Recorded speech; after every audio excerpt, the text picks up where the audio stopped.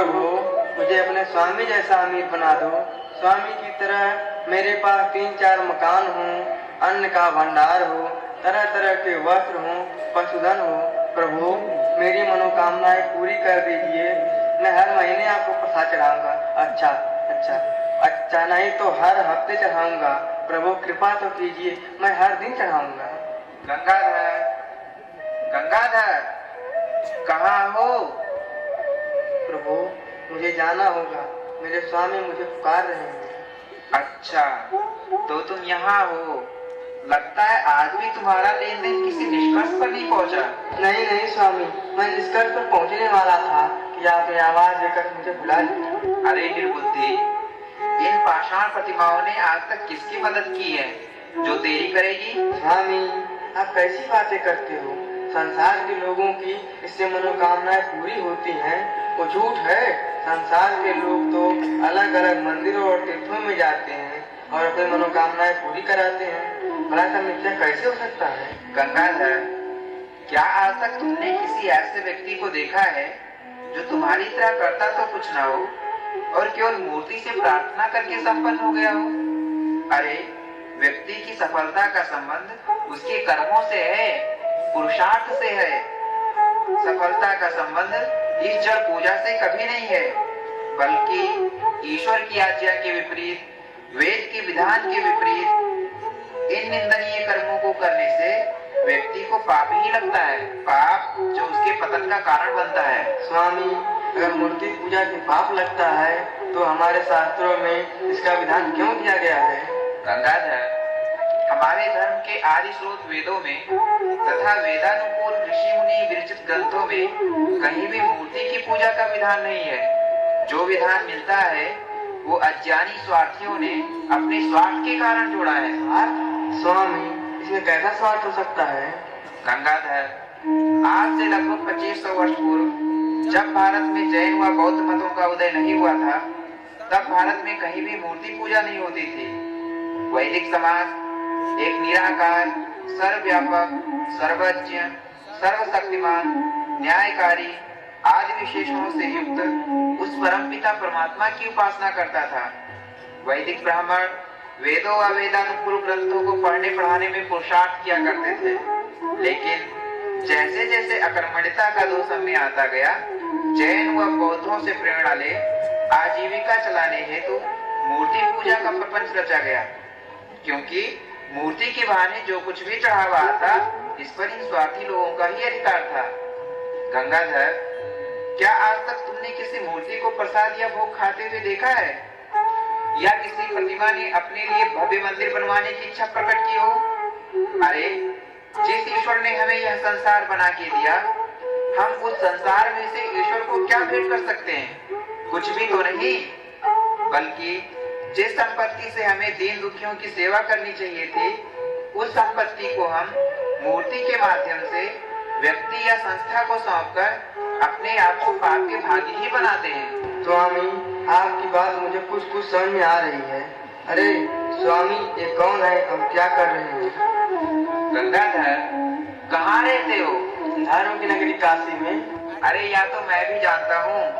मेरा अभिप्राय था कि तुम कहाँ खोए रहते हो, कि तुम्हें अपने आसपास की विशेष घटनाओं का भी पता नहीं रहता है। विशेष? स्वामी ऐसा क्या विशेष चल रहा है हमारी नगरी में? गंगाधर, ये नगर सेवक है जो महर्षि दयानंद के विज्ञापन लगा रहा है। इन विज्ञापनों में महर्षि ने घोषणा की है कि घोषणा? क्या घोषणा की है स्वामी? ये लो, तो तुमने अभी वो घोषणा भी नहीं सुनी? नहीं स्वामी। चलो अब सुन लो। सुनो सुनो सुनो सुनो सुनो सुनो, सभी नगरवासियों को सूचित किया जाता है कि हमारी काशी नगरी में वेदों के विद्वान, समस्त शास्त्रों के ज्ञाता महर्षि दयानंद पधारे हुए हैं।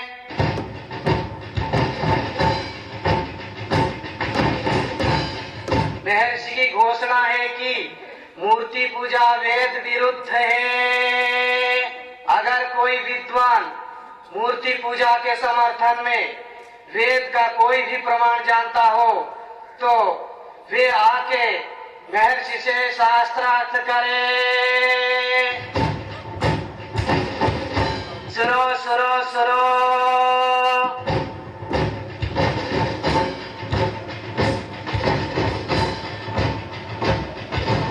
क्या स्वामी किसी विद्वान ने चुनौती स्वीकार की? किसी एक मूर्ति पूजक विद्वान में इतना सामर्थ्य कहा कि वो अकेले महर्षि दयानंद से शास्त्रार्थ करे।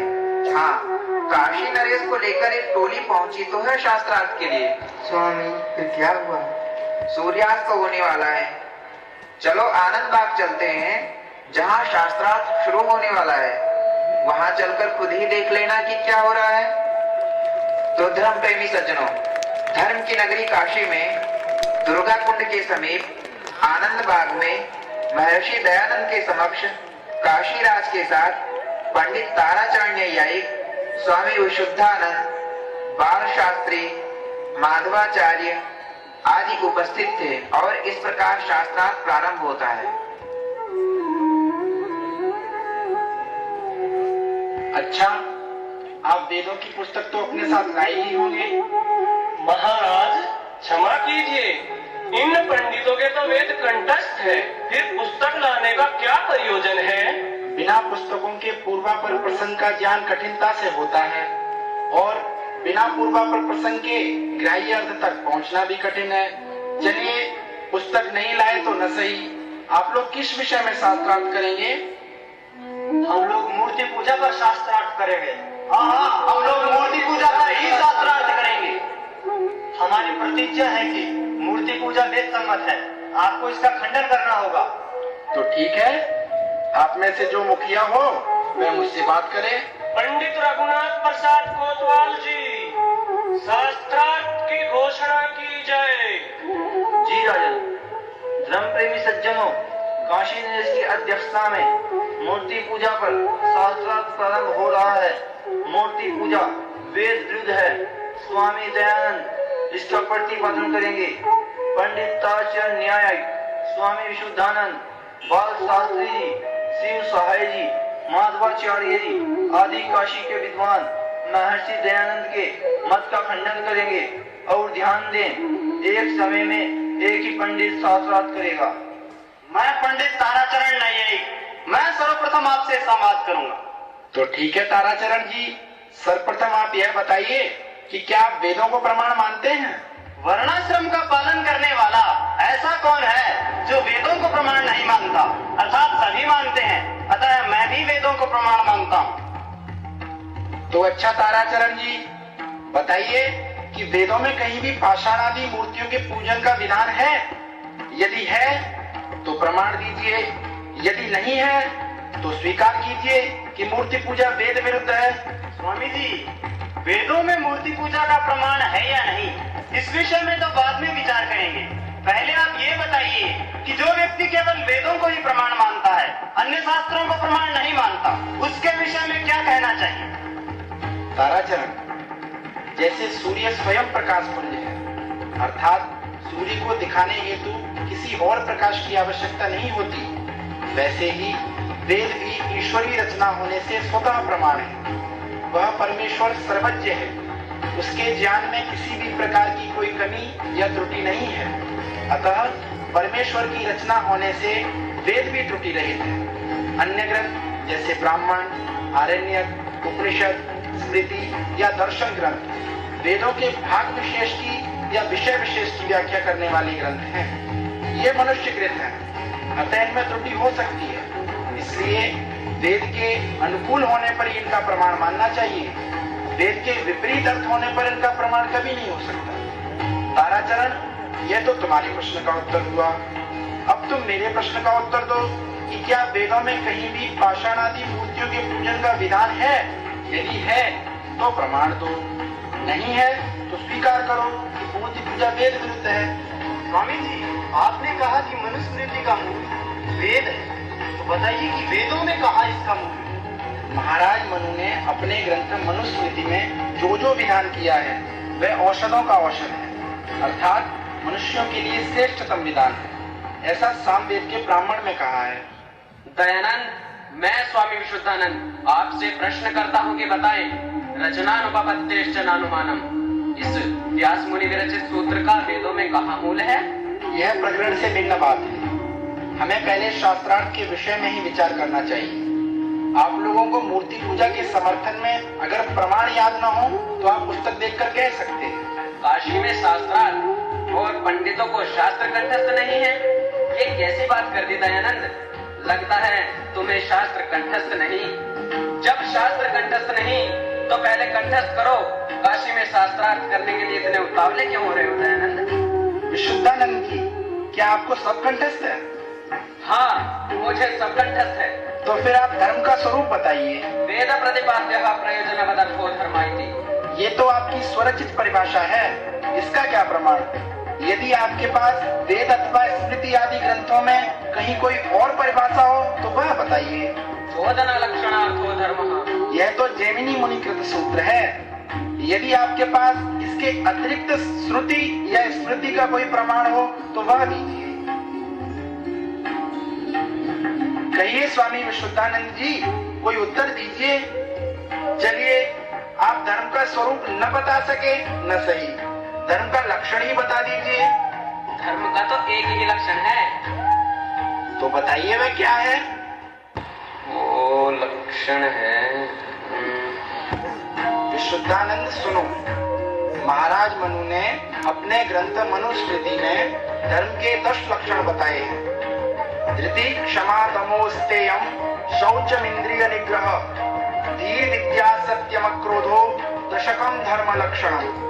अर्थात धैर्य, क्षमा, दया, अस्तेय, शौच, इंद्रिय निग्रह, बुद्धि, विद्या, सत्य और अक्रोध, ये धर्म के 10 लक्षण हैं। तुम तो एक में ही अटके थे। हाँ हाँ दयानंद, हमें पता है तुम धर्मशास्त्र के प्रमाण दे रहे हो।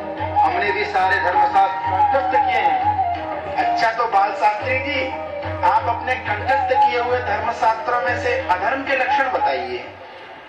अधर्म? स्वामी जी, ये बताइए कि वेदों में प्रतिमा शब्द है या नहीं? हाँ, प्रतिमा शब्द वेदों में है, लेकिन कहाँ पर है? सामवेद के ब्राह्मण में। जब वेदों में प्रतिमा शब्द का उल्लेख है तो बताइए आप इसका खंडन क्यों करते हैं? वेदों में प्रतिमा शब्द है, लेकिन सर्वप्रथम यह विचारना होगा कि वो किस प्रसंग में, किस अर्थ में है। क्या वह मूर्ति पूजा के प्रसंग में है या और किसी प्रसंग में? तो इसका उत्तर है कि जो उपरोक्त प्रतिमा शब्द सामवेद के ब्राह्मण में आया है वो अद्भुत शांति के प्रसंग में आया है, और यह मंत्र मृत्युलोक विषयक न होकर ब्रह्मलोक विषयक है। अतः इससे मूर्ति पूजा कभी भी नहीं निकाला जा सकता। वेदों में प्रतिमा शब्द है, इतने मात्र से मूर्ति पूजा का समर्थन नहीं हो सकता, बल्कि वेद में न तस्य प्रतिमास्ति आदि के माध्यम से स्पष्ट कहा गया है कि उस सर्वव्यापक, सर्वज्ञ तथा निराकार परमात्मा की कोई प्रतिमा नहीं हो सकती है। अतः मैं मूर्ति पूजा का खंडन करता हूँ। अच्छा स्वामी जी, ये बताइए कि वेद किससे उत्पन्न हुए हैं? ईश्वर से। किस ईश्वर से? किस ईश्वर से? मतलब क्या ईश्वर बहुत सारे हैं? नहीं, ईश्वर तो एक ही है, लेकिन वेद किस लक्षण वाले ईश्वर से उत्पन्न हुए हैं? न्याय शास्त्र प्रसिद्ध ईश्वर से, योग शास्त्र प्रसिद्ध ईश्वर से, अथवा वेदांत शास्त्र प्रसिद्ध ईश्वर से? वेद सच्चिदानंद लक्षण से युक्त परमेश्वर से प्रकाशित हुए। वेद और ईश्वर में क्या संबंध है? वेद और ईश्वर में कार्य कारण का संबंध है। तो आर्य सज्जनों, जैसा आप देख रहे हैं कि काशी के पंडित मूर्ति पूजा के समर्थन में कोई ठोस प्रमाण प्रस्तुत ही नहीं कर पा रहे थे। मूर्ति पूजा को वैदिक प्रमाणों से सिद्ध करने के बजाय वे शास्त्रार्थ को कभी किसी विषय में ले जाते तो कभी किसी विषय में, ताकि किसी भी शास्त्रीय पक्ष में दयानंद को पराजित करके मूर्ति पूजा की मिथ्या स्थापना की जा सके। लेकिन दयानंद तो दयानंद थे, पंडितों के हर प्रश्नों का उत्तर उनके पास था। अतः कुछ पंडितों ने विचार किया कि धर्म पूर्वक तो हम दयानंद को पराजित नहीं कर सकते, हमें दयानंद को पराजित करने के लिए कोई और रास्ता ढूंढना पड़ेगा, कोई और रास्ता। कोई और रास्ता? हाँ गंगाधर, अधर्म का रास्ता।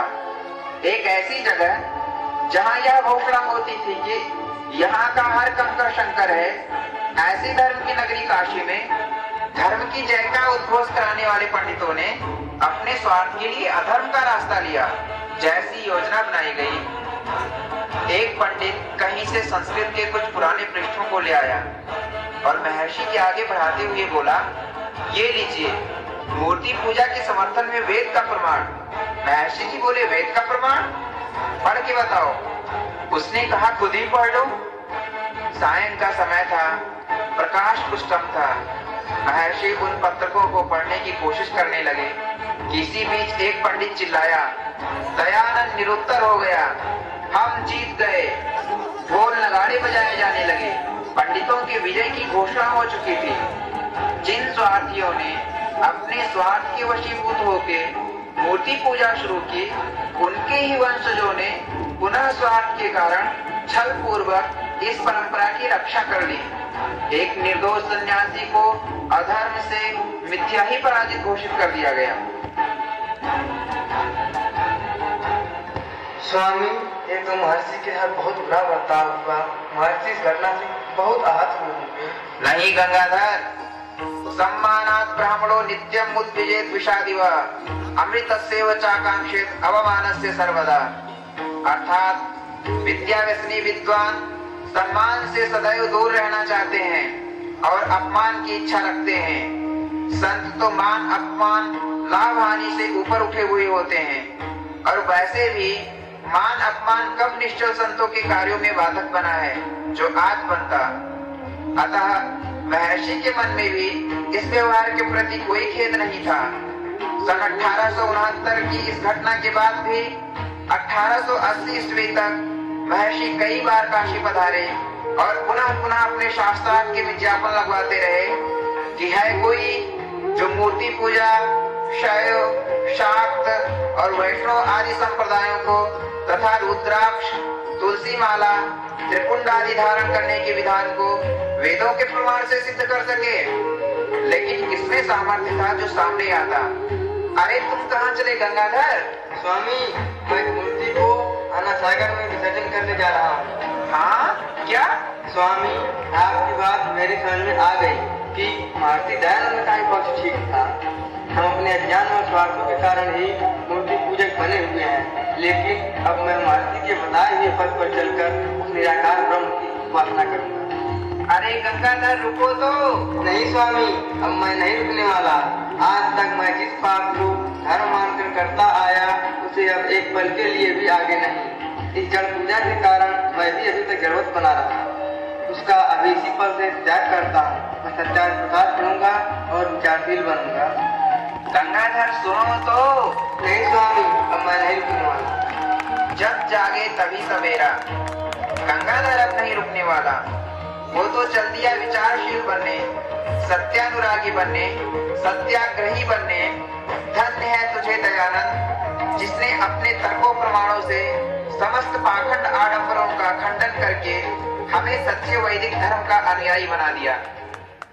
दयानंदस्य सानंदम यशो गेयम यशो गेयम मतम छिन्नम सुदेर्भिन्नम गृहीत्वा तर्कनिस्त्रीशं गृहीत्वा तर्कनिस्त्रीशं विपन्नं वैदिकं भूयात् तदेतदर्शितं ध्येयं दयानन्दस्य सानन्दं यशो गेयं यशो गेयं।